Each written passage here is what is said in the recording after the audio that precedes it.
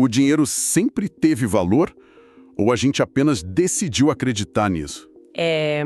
Olha, essa é sem dúvida uma daquelas questões que dão um nó na nossa cabeça. Dá mesmo, porque a resposta imediata parece meio óbvia, né? Sim, super óbvio quando a gente olha para a tela do celular e vê o saldo bancário ali. Mas, assim, historicamente falando, a resposta é que os documentos trazem a quase perturbadora. Exato. O que a gente chama de valor hoje é, no fundo, uma construção social muito complexa, sabe? Quase uma alucinação coletiva. E é exatamente por esse motivo que a missão do nosso mergulho nos documentos hoje passa bem longe de dicas financeiras ou de, sei lá, planilhas de rendimento. Ou daquelas aulas engessadas de economia tradicional, né? Com certeza. O objetivo dessa nossa investigação aprofundada é fazer uma análise histórica e até psicológica mesmo, sobre como a humanidade simplesmente inventou esse conceito de valor a partir do zero. E para isso a gente trouxe para a mesa uma pilha de documentos que é fascinante. Uma pilha bem grande, aliás. Nossa, imensa! Temos registros riquíssimos da numismática chinesa e romana, temos arquivos históricos cheios de peculiaridades do Banco do Brasil. Aqueles do período imperial, né? Esses mesmos. E também ensaios econômicos bem complexos que dissecam as crises pela ótica de pensadores como Minsky e Marx. E até os relatórios, assim, bem tensos sobre o fim do padrão ouro.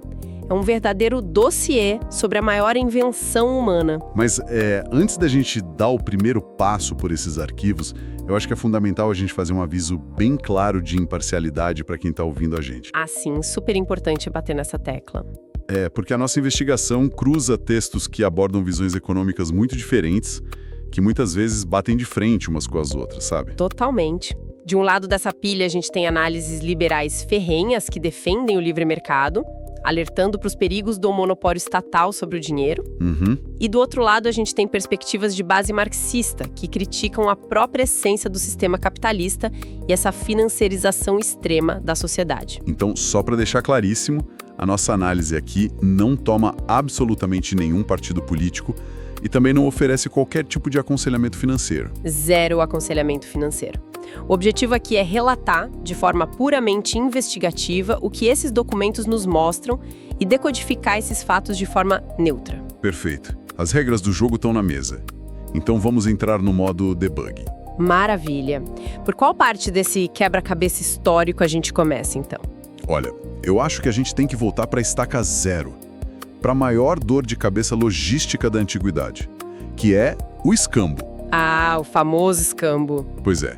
Lendo o material que a gente tem aqui do IFES sobre a origem do comércio, fica muito claro que antes da invenção do dinheiro, a única forma de conseguir alguma coisa era trocar diretamente um bem ou um serviço por outro. E isso esbarra num obstáculo que é monumental, né?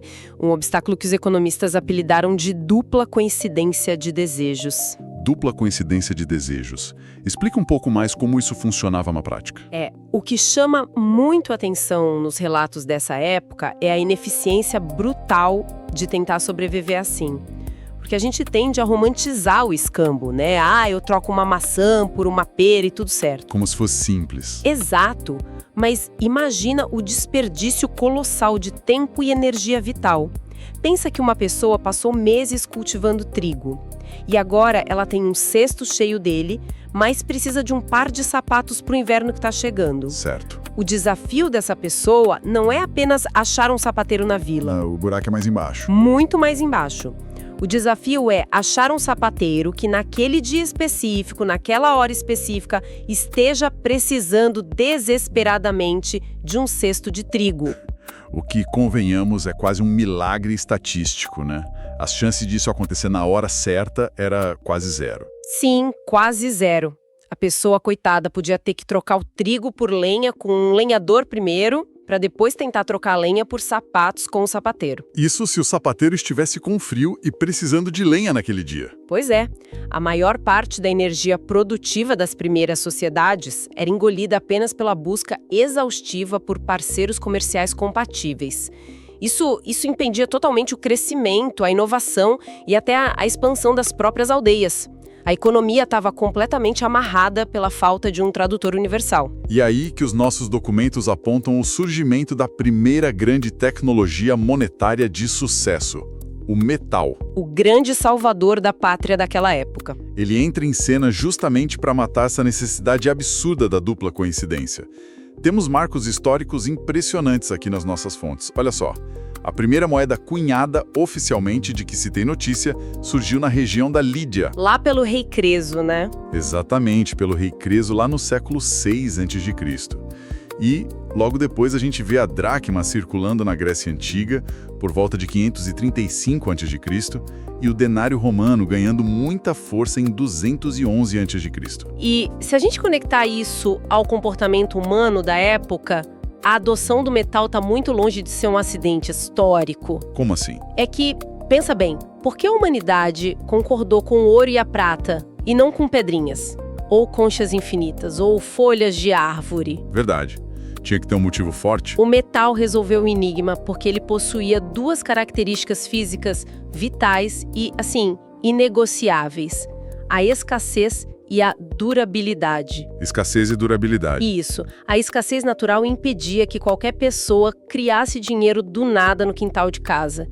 Ninguém consegue simplesmente plantar ouro, né? Quem dera. Não dá.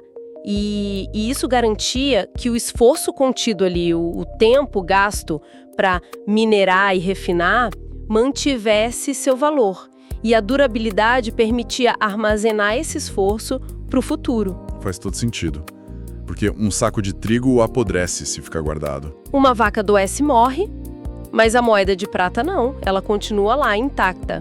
Olha, tem uma história nos nossos registros que vem de uma transcrição sobre a história monetária que eu acho simplesmente espetacular para ilustrar essa resiliência do metal. Ah, a história da moeda da Lídia? Essa mesma.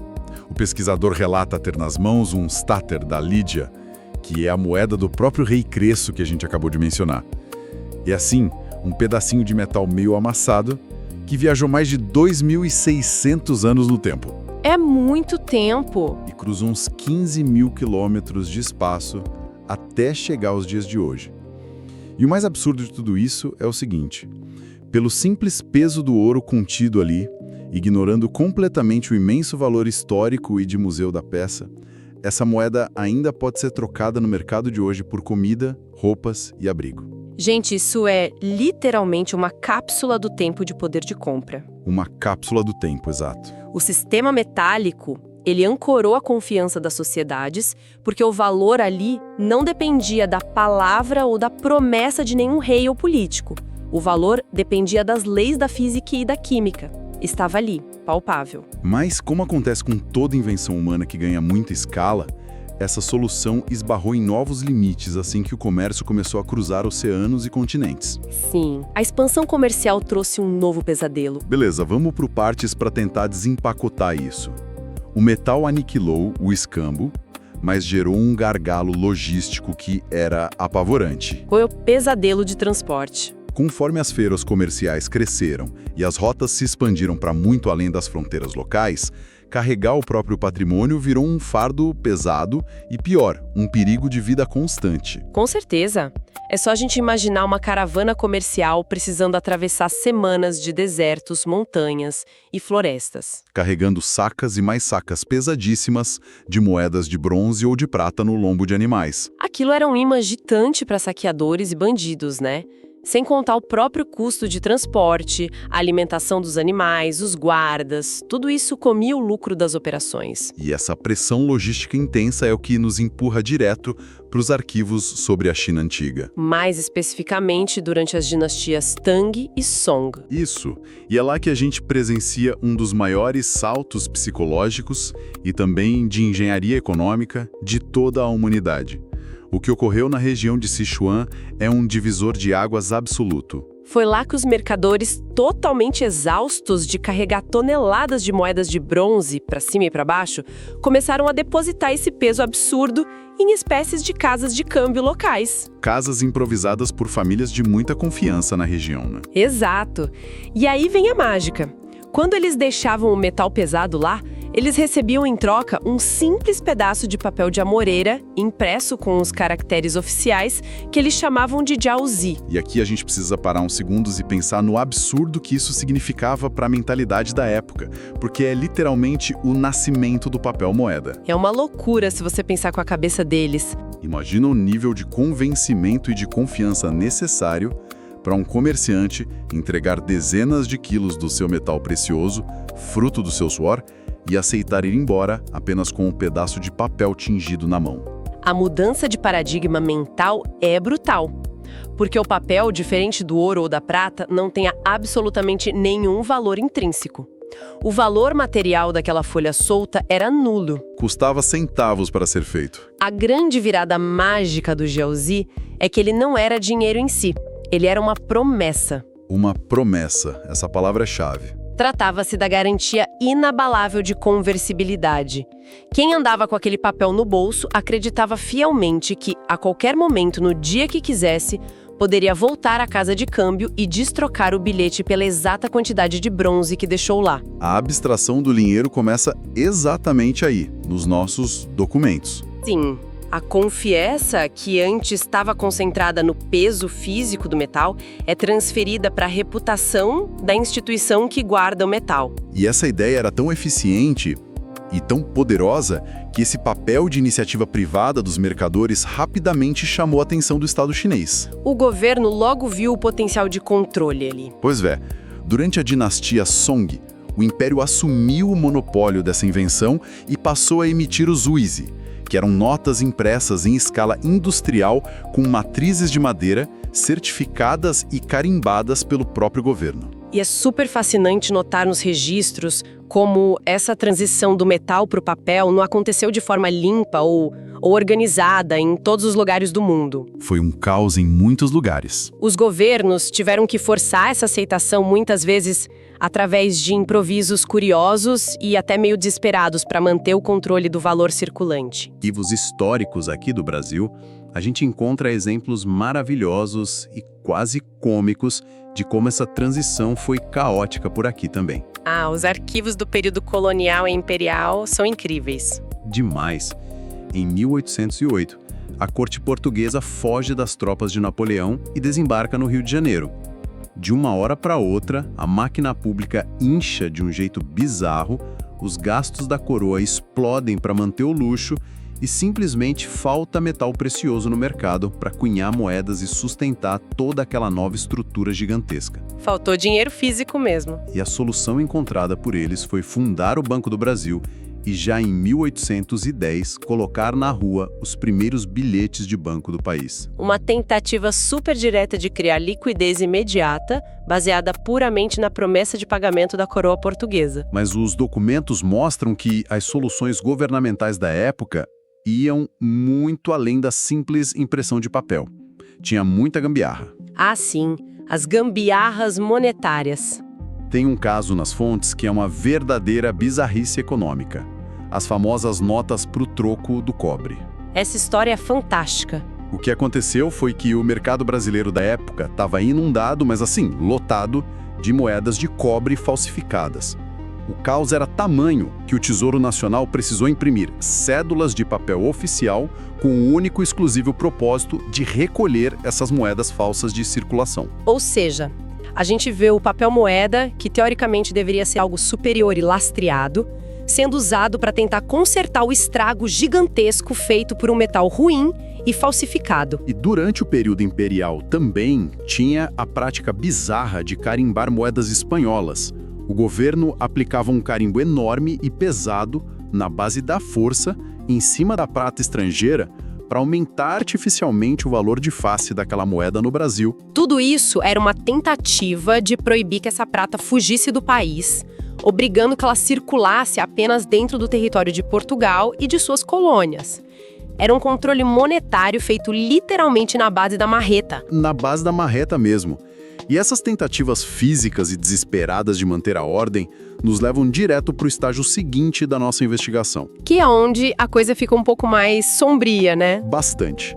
Porque enquanto os recibos de papel ganhavam o mundo e o metal verdadeiro ficava preso e escondido nos cofres, quem emitia esses papéis começou a notar um padrão comportamental extremamente rentável. O famoso pulo do gato dos banqueiros. O depositário do ouro percebeu que as pessoas raramente ou quase nunca apareciam todas ao mesmo tempo na porta para destrocar os papéis pelo metal. O metal ficava lá parado, pegando poeira por meses. E é aí que nasce um dos conceitos mais geniais e ao mesmo tempo mais assustadores da economia moderna: o sistema de reserva fracionária. E para quem está ouvindo a gente entender isso de forma bem visual e clara, a analogia mais perfeita que os textos trazem é a de uma chapelaria em um grande teatro. Como assim uma chapelaria? Imagina que o funcionário da chapelaria recebe os casacos caros das pessoas na entrada e entrega para elas um bilhete numerado de papel. Certo, o recibo do casaco. Isso. Com o passar das semanas e dos dias de espetáculo,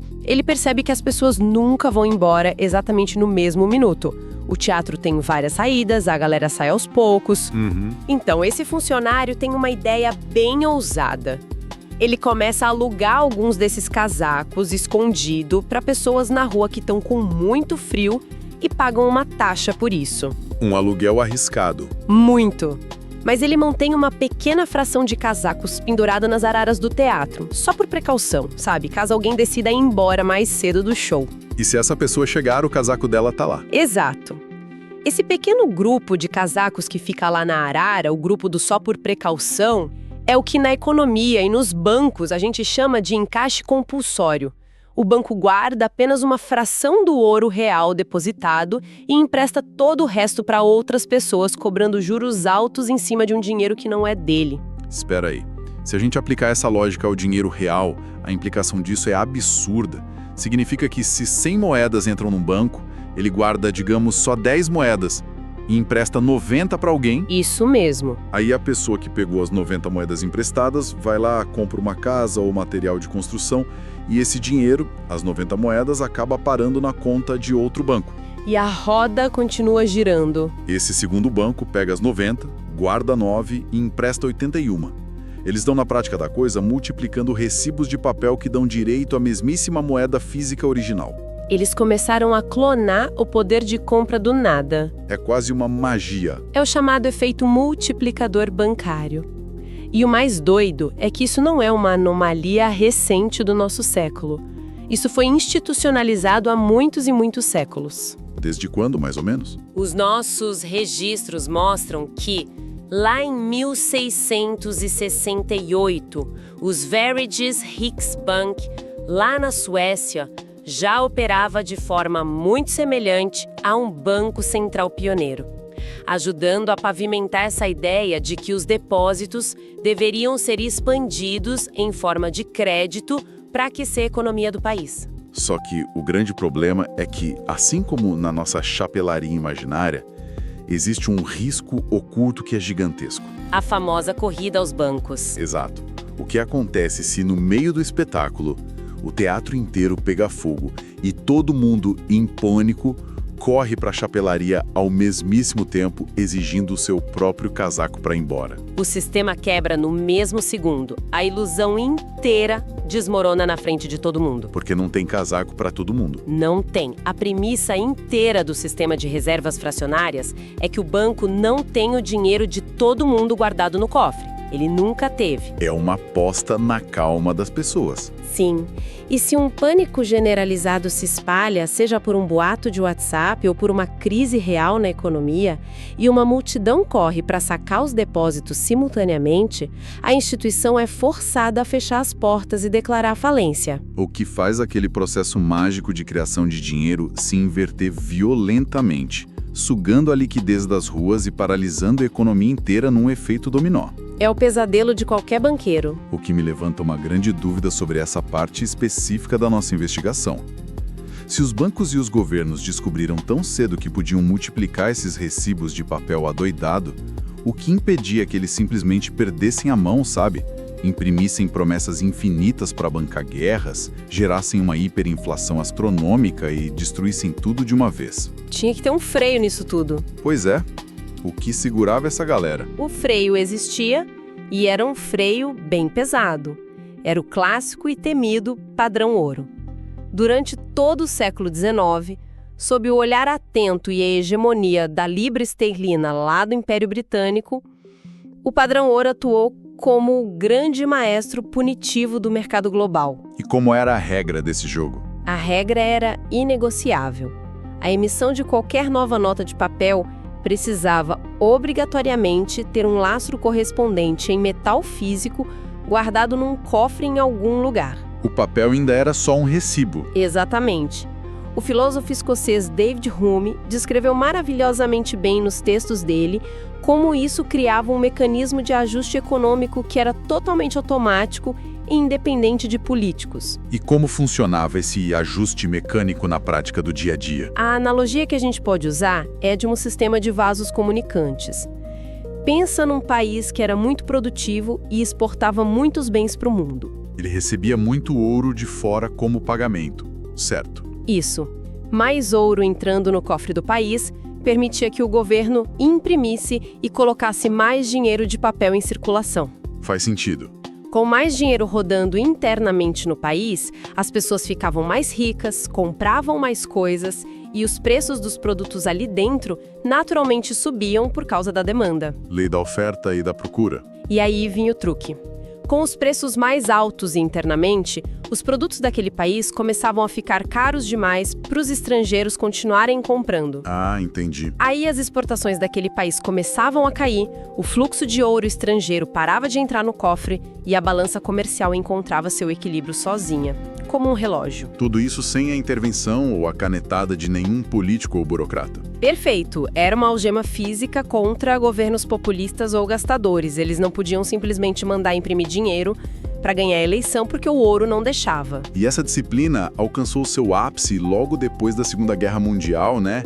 Os documentos nos levam direto para 1944, na famosa Conferência de Bretton Woods. Um marco na história do dinheiro. A Europa estava completamente devastada pelas bombas e o dólar americano tomou o trono da libra esterlina, se tornando a nova moeda de referência mundial absoluto. Mas é bom lembrar que não foi um título dado assim na base da confiança cega e da simpatia. Não mesmo. Teve uma regra matemática extremamente rigorosa definida ali. O governo americano assinou um compromisso formal com o mundo de que 35 dólares comprariam a qualquer instante, sem questionamentos, exatamente uma onça Troy de ouro físico. Que dá mais ou menos umas 31 gramas de ouro. Isso. Essa arquitetura financeira montada em Bretton Woods era genial, porque quase todos os outros países do mundo atrelaram o valor das suas próprias moedas nacionais ao dólar. E o dólar, por sua vez, estava amarrado e chumbado no ouro guardado em lugares fortificados como o Fort Knox. Na prática, funcionava como uma coleira para o governo americano. Uma coleira apertada. Se os Estados Unidos resolvessem ser irresponsáveis e começassem a imprimir dólares demais para financiar seus próprios projetos megalomaníacos, esses dólares extras iam acabar vazando para a Europa, através de compras e investimentos. E os europeus, que não eram bobos, não iam simplesmente ficar guardando papel. Nunca. Eles poderiam encher navios inteiros com esses dólares de papel, cruzar o Atlântico, bater na porta do Tesouro Americano e exigir a troca imediata daquele papel pelas barras de ouro correspondentes. Era o limite máximo, o freio de mão puxado para qualquer tentativa de gastança infinita. E aqui é que a coisa fica realmente interessante, talvez a parte mais tensa da nossa investigação de hoje. Porque nós chegamos ao ponto de ruptura definitivo dessa história toda. Os anos 70 e o famoso choque Nixon. O choque Nixon. O exato momento em que a história do dinheiro muda de rota, para sempre, sem volta. Pois é. O pacto silencioso de Bretton Woods começou a sofrer fissuras graves. E o motivo? Os Estados Unidos caíram na velha armadilha que o padrão ouro tentava evitar a todo custo. Eles gastaram muito além do que tinham nos cofres. Começou a faltar ouro para cobrir o papel. Faltar muito. Com o financiamento simultâneo de guerras caríssimas, como a do Vietnã, no outro lado do mundo, e também a criação de imensos programas sociais e de expansão estatal lá dentro, as contas simplesmente não fechavam mais. A dívida pública americana explodiu. O salto foi absurdo, né? Os documentos mostram que a proporção da dívida americana em relação ao seu próprio PIB Pulou de um patamar de 50% para mais de 90% em muito pouco tempo. Um descontrole total. E para cobrir esse rombo, eles começaram a imprimir a rodo milhares e milhares de dólares que já não possuíam o seu equivalente em barras douradas escondidas nos cofres. Estavam imprimindo papel vazio. E é claro que mais cedo ou mais tarde a conta chegou. O mundo inteiro sentiu o cheiro de fumaça vindo de Washington. Os europeus foram os primeiros a notar, né? Sim, alguns países, liderados ali pela França, começaram a olhar para a montanha de dólares circulando no mercado europeu e disseram: pera um pouco, a matemática de vocês não bate. Tem papel demais para ouro de menos. Nós queremos o nosso ouro físico de volta e queremos agora, antes que acabe. E aí a fila de resgate começou a se formar. A fila dobrou a esquina e o cofre americano estava sangrando ouro numa velocidade insustentável. Como já era matematicamente impossível honrar a velha promessa, em agosto de 1971, o então presidente Richard Nixon tomou uma atitude drástica. Uma canetada histórica. Ele foi à televisão nacional num pronunciamento histórico e simplesmente suspendeu temporariamente a convertibilidade do dólar em ouro. E, bom, esse temporariamente acabou virando para sempre. O cordão umbilical que prendia o dinheiro humano às leis da natureza foi cortado ali, ao vivo. Foi. E para quem está acompanhando a gente tem uma noção do tamanho do choque financeiro que estava reprimido nessa panela de pressão da economia mundial, aquela mesmíssima onça Troy de ouro que estava cravada à força em 35 dólares por décadas, disparou loucamente na década seguinte e bateu na casa dos 800 dólares. O represamento artificial dos preços arrebentou a represa de vez. E esse choque monumental nos joga de cabeça, de forma definitiva, na atual era do dinheiro fiduciário. O sistema que a gente chama de sistema Fiat. Sistema Fiat, exatamente. Com a consolidação definitiva dessa quebra do padrão ouro, que rolou por volta de 1973, o dinheiro do planeta inteiro perdeu qualquer resquício de lastro num ativo físico. Ele deixou de representar uma promessa real de troca por algo tangível, como metal ou terra. E aqui a gente entra num conceito mais crítico e talvez o mais profundamente filosófico de toda a nossa análise nos arquivos de hoje. A partir daquele momento, nos anos 70, o dinheiro se transformou inteiramente em uma narrativa coletiva. É quase um truque de mágica psicológico, se a gente pensar bem. Totalmente. O valor do dinheiro hoje, seja o pedaço de algodão tingido que está aí na carteira do pessoal que acompanha a gente, ou os dígitos que ficam piscando num aplicativo de banco no celular, não vale absolutamente nada fisicamente. Não tem lastro nenhum. Ele só tem poder de compra porque a gente concorda, quase como um rebanho, em acreditar nessa história diariamente. A gente acorda de manhã, vai na padaria comprar um pão, o padeiro aceita aquele pedaço de papel de você porque ele tem certeza absoluta que o fornecedor de farinha dele também vai aceitar aquele mesmo papel mais tarde. E assim a roda do mundo gira. É uma rede de crenças e expectativas sustentada puramente pelo ar. E como apontam as leituras de economistas muito importantes que cruzamos aqui na nossa pesquisa? Sim, leituras bem densas. Como Minsky e Keynes, que são amplamente discutidas nos arquivos da ANPEC e do nosso dossiê. A sustentação desse castelo de cartas gigantesco passou a depender de um único pilar, que é totalmente invisível: a confiança institucional. A confiança nas instituições modernas. É a nossa fé profunda de que os bancos centrais e os governos serão os novos e competentes guardiões do valor. A sociedade confia cegamente que eles vão administrar a estabilidade dos preços, que eles vão usar as ferramentas como as metas de inflação e as taxas de juros de forma cirúrgica para que o poder de compra daquele dinheiro não evapore da noite para o dia. Mas lendo os documentos dessa nossa investigação, o que mais me chamou a atenção e que a gente precisa muito destacar aqui é como dois lados totalmente opostos do pensamento econômico olharam para esse fim do padrão ouro. Eles viram coisas bem diferentes, mas ficaram igualmente apavorados. Sim, eles observaram essa ascensão do dinheiro puramente fiduciário e entraram em alerta máximo por motivos que não podiam ser mais diferentes. De um lado dessa nossa pilha de leitura, temos os ensaios de viés mais marxista, que trazem uma crítica bem profunda e complexa sobre a própria natureza dessa abstração do valor. Como eles enxergam isso? Para a teoria marxista, essa desconexão total do dinheiro em relação ao mundo físico e produtivo atua como um amplificador gigantesco das piores contradições do capitalismo. Eles acreditam que o dinheiro perdeu seu propósito original. Exatamente. Eles utilizam a visão clássica onde o dinheiro deveria ser apenas um facilitador pontual, sabe?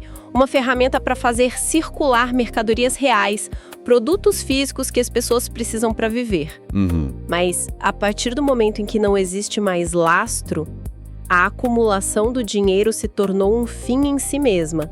O objetivo da produção no mundo deixou de ser a utilidade social daquele produto e passou a ser puramente fazer o dinheiro gerar mais dinheiro através de juros e especulação. Dinheiro gerando dinheiro sem nada real no meio. Para essa vertente de estudiosos marxistas, essa mudança empurrou o mundo para uma extrema financiarização e isso, na visão deles, distorce a economia real das pessoas comuns e produz crises sistêmicas que são inevitáveis.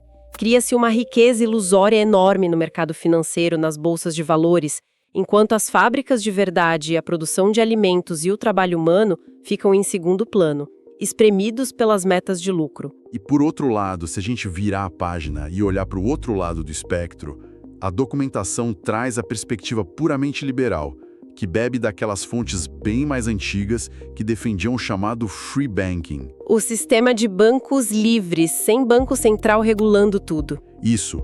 Para esses teóricos liberais, o pesadelo atual não é o mercado livre agir de forma especulativa, mas sim o fato de Estado ter ganhado monopólio absoluto e sem nenhuma amarra sobre a impressora de dinheiro e sobre o controle da taxa de juros da sociedade. Eles focam no problema do poder centralizado. Eles já alertavam nos textos antigos que conceder a uma única instituição, como um banco central, o poder exclusivo de ditar todas as regras monetárias do país, sem a algema natural limitadora do ouro e sem a concorrência de emissões privadas que pudessem criar alternativas, isso levaria inevitavelmente ao chamado risco moral. O perigo de não haver consequências para os próprios erros do Estado. O raciocínio deles ali é até bem direto. Se os governos podem imprimir dinheiro infinito para se salvarem de suas próprias dívidas ou para resgatarem grandes bancos falidos que cometeram erros absurdos no mercado financeiro, então não existe punição para o fracasso. Os lucros são privados, mas os prejuízos são pagos pela impressora de dinheiro do governo. E segundo a teoria liberal, sem essa punição real, a inflação gerada por essa impressão infinita se torna uma ferramenta de imposto oculto sobre toda a população, reduzindo de forma silenciosa e contínua o poder de compra do salário do trabalhador ano após ano. Sabe o que torna esse cruzamento de dados tão espetacular para mim? O quê? É notar que ambas as perspectivas, tanto a marxista quanto a liberal, Que discordam em quase tudo, né? em quase tudo, mas mesmo sendo diametralmente opostas nas suas ideologias, elas concluem e alertam exatamente a mesma coisa no final: remover as correntes do padrão ouro e basear toda a nossa economia global num pedaço de papel fiduciário emitido por governos introduziu um grau de instabilidade potencial que é simplesmente inédito em toda a história humana. E como se isso não fosse abstrato o suficiente, provando que a humanidade adora esticar os limites da imaginação, a narrativa do valor deu ainda mais um passo, correndo em direção ao mundo totalmente intangível. A chegada da era digital e do plástico. A história surpreendente dos cartões bancários, que a gente encontrou muito bem retratada nos materiais do Museu do Dinheiro que analisamos para hoje. É curioso porque pouco antes mesmo desse divórcio completo do dinheiro com o ouro na década de 70, o mundo já estava vendo um ensaio do chamado dinheiro de plástico. Sim, os clubes de crédito pioneiros. Clubes de crédito como o Diners Club e a Visa começaram a se expandir pelo mundo numa velocidade impressionante. Os documentos trazem registros bem fascinantes da adoção pioneira desse sistema em lugares como Portugal, por exemplo, muito antes até da chegada do euro. E aí a gente percebe como o dinheiro fez uma transição que é quase surreal se a gente colocar tudo numa linha do tempo. Ele abandonou as pedras preciosas e as conchinhas do mar, saiu do peso incômodo e perigoso do metal brilhante, evoluiu para os recibos de papel leve baseados puramente na fé humana e, finalmente, nos últimos tempos, se miniaturizou em pequenos retângulos de plástico com tarjas magnéticas. E hoje em dia nem plástico precisa mais. Hoje são apenas pulsos eletrônicos invisíveis flutuando pelas redes de internet e cabos de fibra ótica. É muito louco pensar que o ato de pagar por algo, que durante milênios envolvia pesar fisicamente o esforço humano numa balança comercial, Como o peso da prata e do ouro, esse ato milenar foi reduzido hoje a um simples gesto imaterial e silencioso.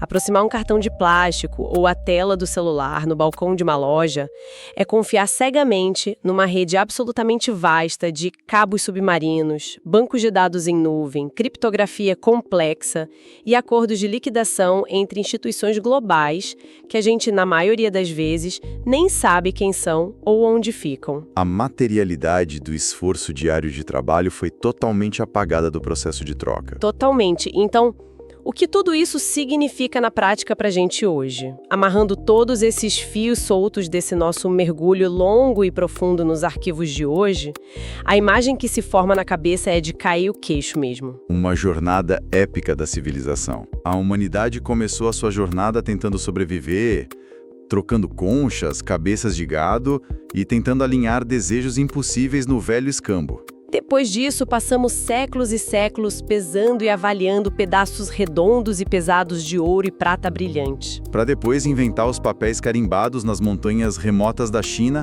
só para que os comerciantes não quebrassem as costas carregando toneladas de bronze de lá para cá.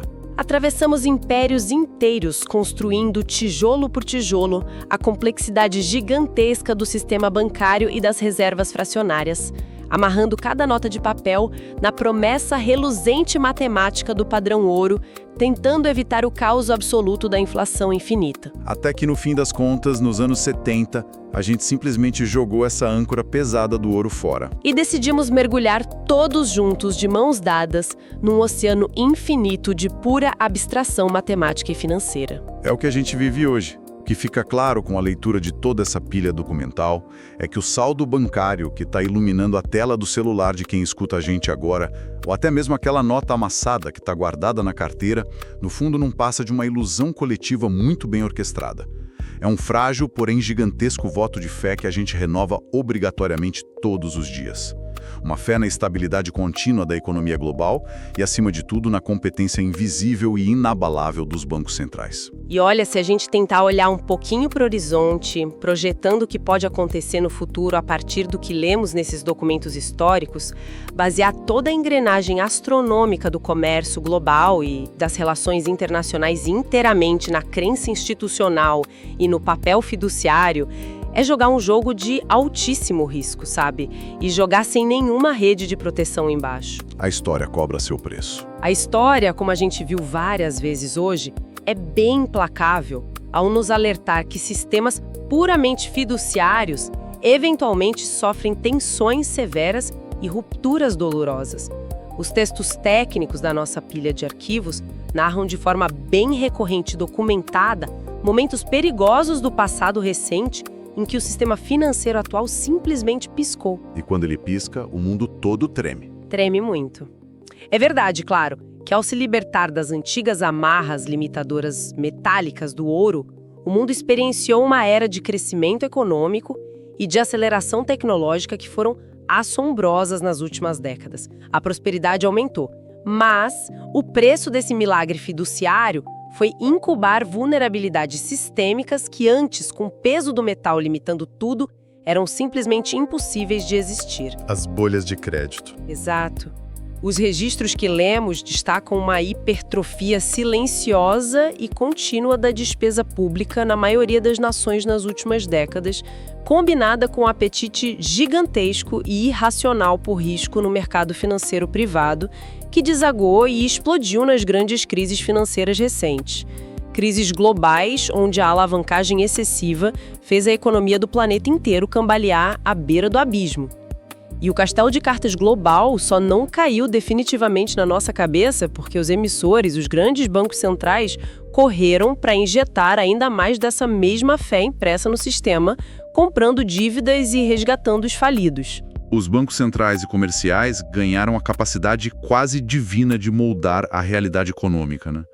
Mas o chão onde todos nós pisamos todo santo dia para trabalhar é feito apenas e puramente da crença abstrata de que amanhã de manhã as pessoas ainda vão aceitar o nosso dinheiro em troca de comida. Um chão bem frágil, se você pensar direito. Seu dinheiro depende de confiança. O que acontece quando essa confiança falha?